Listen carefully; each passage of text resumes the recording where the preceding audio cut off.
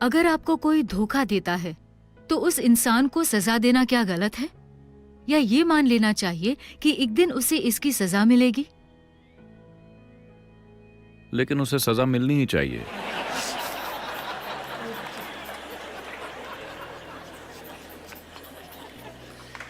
आप दें या कोई और, लेकिन उसे सजा मिलनी ही चाहिए।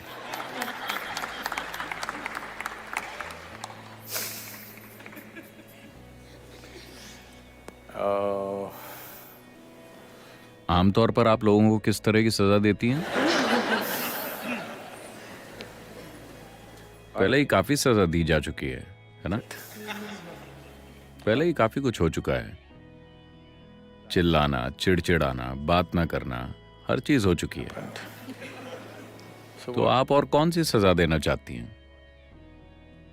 आपकी दिक्कत यह है कि दूसरी तरफ कोई पछतावा नहीं है। दूसरी तरफ कोई पछतावा नहीं है क्योंकि लोग वो कर रहे हैं जो वो करना चाहते हैं, वो नहीं जो आप चाहते हैं कि वो करें, हमेशा। और हो सकता है कि वो आपके हित में ना हो, लेकिन वो जो करना चाहते हैं वो कर रहे हैं। ये सही है या गलत, मैं इसकी नैतिकता में नहीं जा रहा हूं। मैं चाहता हूं कि आप स्थिति को ठीक से समझें। कोई इंसान वो कर रहा है जो वो करना चाहता है। अब आपके हिसाब से उसे सजा मिलनी चाहिए।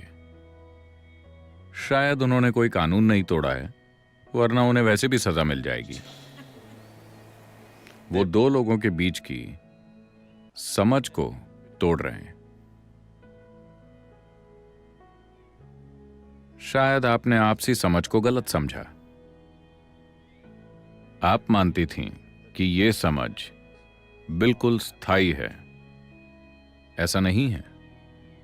मानवता के इतिहास में कहीं भी, या आज या भविष्य में, इंसानी रिश्ते कभी भी स्थायी नहीं रहेंगे। हालांकि हर इंसान जो थोड़ा सा रोमांटिक बनता है, मान लेता है कि यह रिश्ता हमेशा के लिए एक सा रहने वाला है। ऐसी कोई चीज नहीं होती। रिश्ते में बदलाव होता रहता है हमेशा। आपको इसे हर दिन निभाना होता है। एक दिन अगर आपने इसे ठीक से नहीं चलाया तो ये कहीं और जा सकता है। आया ना? नहीं, कृपया इसे वैसे ही देखिए जैसा ये है। आपको इसे ठीक से चलाना होगा। नहीं, मैं अपनी पूरी कोशिश कर रही हूं। जाहिर है कि दूसरे को लगता है कि आपकी पूरी कोशिश उनके लिए काफी नहीं है। मैं चाहता हूं कि आप इसके साथ समझौता करें। ये इस बारे में नहीं है। मैं ये नहीं कह रहा कि वो जो कर रहे हैं वो सही है या गलत। ये मेरे कहने की चीज नहीं है। मैं बस इतना कह रहा हूं कि लोग सदियों से ऐसे ही पेश आते रहे हैं और अब भी हैं। मैं कह रहा हूं कि सबसे पहले आपको ये समझना होगा कि रिश्ते कभी भी एक से नहीं होते। कुछ चीजें बदलती रहेंगी। आपको करतब करते रहना होगा। अगर आप 5 गेंदों से करतब कर रहे हैं तो कभी कभी एक गिर जाएगी। इसके लिए काफी हुनर और ध्यान की जरूरत होती है। हाँ या नहीं? आप में से कई लोग शादीशुदा हैं। क्या ये हुनर और ध्यान नहीं मांगती? अगर आप ध्यान नहीं देते तो आपको पता भी नहीं चलेगा कि क्या हो रहा है। इस पर बहुत ध्यान देना पड़ता है ना? अभी अभी किसी ने मुझे यूरोप के एक देश से फोन किया। सदगुरु, मैं बस घर के काम कर रही हूं, मुझे आकर बचाइए। मुझे यहां से अपने आश्रम ले जाइए, मैं बस घर के काम कर रही हूं। वो बर्तन वगैरह धो रही है। वो बहुत अमीर है, लेकिन उसके 4 बच्चे हैं। तो हर समय कोई ना कोई काम करने को रहता है, अंतहीन तरीके से। और आज काम वाली नहीं आई तो आपको बर्तन धोने पड़ेंगे। 4 बच्चे हैं, आपको बर्तन धोने पड़ेंगे और सारे काम करने पड़ेंगे। तो मैं ये कह रहा हूं, आपको ये समझना होगा कि रिश्ता एक परिवर्तनशील हकीकत है। ये स्थायी हकीकत नहीं है। अगर आप एक स्थायी रिश्ता चाहते हैं तो आपको मरे हुए लोगों से रिश्ते बनाने चाहिए। यही कारण है कि ज्यादातर लोग भगवान को चुनते हैं, क्योंकि वो रिश्ता स्थायी होता है। आप जैसे चाहें इसे संभाल सकते हैं। अगर आपने उनके बारे में 10 दिन तक नहीं सोचा और 11वें दिन आप उनके बारे में सोचते हैं, वो फिर भी वहीं होंगे। आप वैसा अपने पति या पत्नी या किसी और के साथ कीजिए, तब कुछ और होगा। आप कहीं चले गए, व्यस्त हो गए, भगवान को 3 साल तक भूल गए, आप फिर से सोच सकते हैं, तब भी वहीं होंगे। तो अगर आप स्थायी रिश्ता चाहते हैं तो आपको इंसानों को नहीं चुनना चाहिए। इंसानी रिश्ते परिवर्तनशील हैं, इस पर बहुत ध्यान देना पड़ता है। तो इसीलिए कुछ लोग अपने जीवन में यह तय करते हैं कि ऐसी चीजों को संभालने के लिए उनके पास समय और शक्ति नहीं है, तो वो दूसरा रास्ता अपनाते हैं जहां ऐसा कोई बंधन नहीं होता। वो अपनी आंखें बंद कर लेते हैं और अपने में मग्न रहते हैं। वो ये परवाह नहीं करते कि उनके आसपास कौन है या क्या है। तो आप ऐसा नहीं कर सकते। तो मेरे ख्याल से सबसे अच्छा होगा, किसी को सजा देने की कोशिश में आप सिर्फ खुद को ही सजा देंगे। वो जो चाहते हैं वो कर रहे हैं। बेहतर ये होगा कि आप ये देखिए कि आप अपने जीवन से वाकई क्या चाहती हैं। आपको उनके साथ प्रतिक्रिया करने और उनके जैसी बेवकूफी भरी चीजें करने की जरूरत नहीं है। आपको बस बैठकर इस पर गौर करना होगा। जब आपके भ्रम टूट जाते हैं, अभी आपके भ्रम टूट गए, ये बहुत अच्छी बात है। अगर आपके भ्रम टूट गए हैं तो इसका मतलब है कि जीवन आपको हकीकत के करीब ला रहा है ना? तो ये आपके लिए एक मौका है बैठकर ये देखने का कि मेरे जीवन की प्रकृति क्या है। देखिए, जीवन का ये अंश जीवन का एक संपूर्ण अंश है कि नहीं? क्या ये आधा जीवन है? आप आधा जीवन है या पूरा जीवन?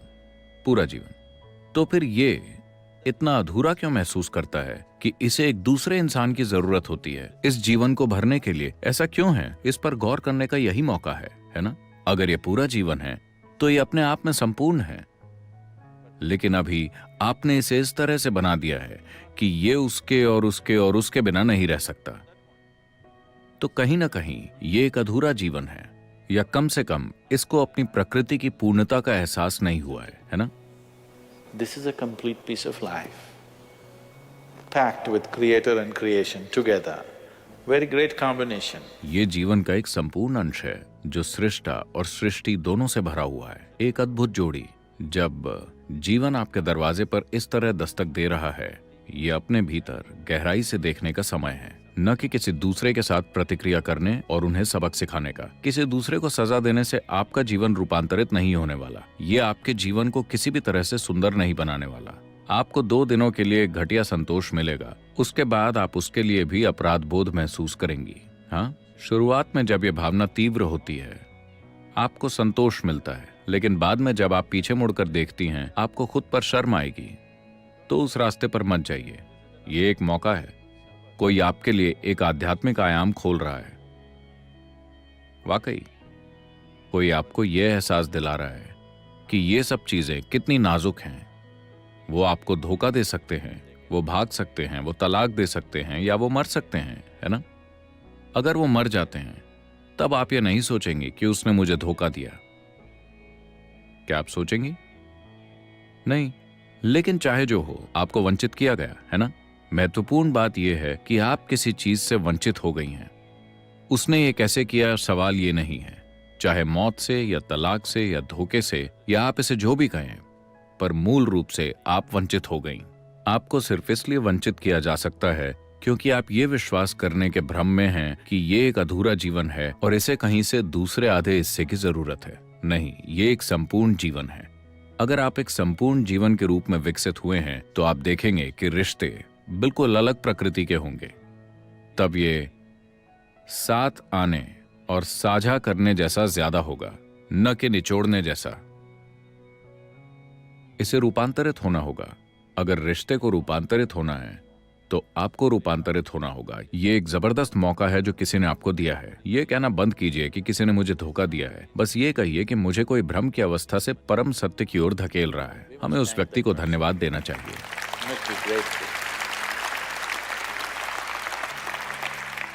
आपको तो कृतज्ञ होना चाहिए। आपको भ्रम में रखने की बजाय, आपको अपने जीवन में या जीवन भर भ्रम में रखने के बजाय, उसने इतनी जल्दी आपको इसका एहसास दिला दिया।